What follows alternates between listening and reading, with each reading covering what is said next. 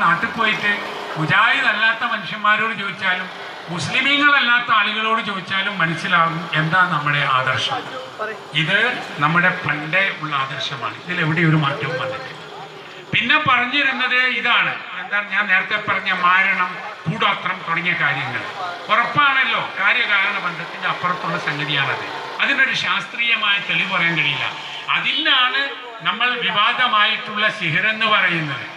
അങ്ങനെ ഉള്ള സംഗതികളെ അതിന് ഒരു ഫലം ഉണ്ടാവില്ല എന്നും അത് ഫലമുണ്ടാവുമെന്ന് വിശ്വസിച്ചാൽ തന്നെ അത് ഷിർക്കായി തീരുമെന്നും. ഏത് ഈ കാര്യകാരണ ബന്ധങ്ങളില്ലാത്ത സിഹിറുണ്ടല്ലോ, അതാണ് സിഹിർ.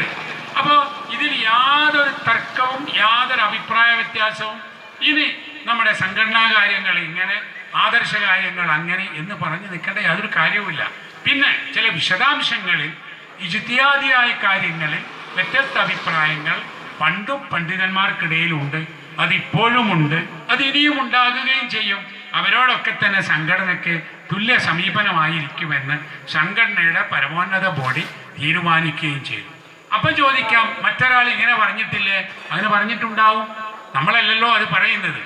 നമ്മൾ പറയുന്നതും പ്രഖ്യാപിക്കുന്നതും നമ്മുടെ വിശ്വാസവും ആദർശവുമാണ്.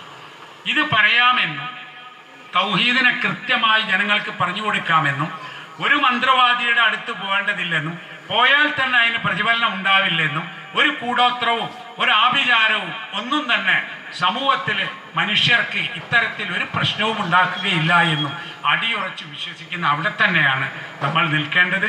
അത് തന്നെയാണ് നമ്മൾ ജീവിതത്തിൽ കൊണ്ടു നടക്കേണ്ടത്.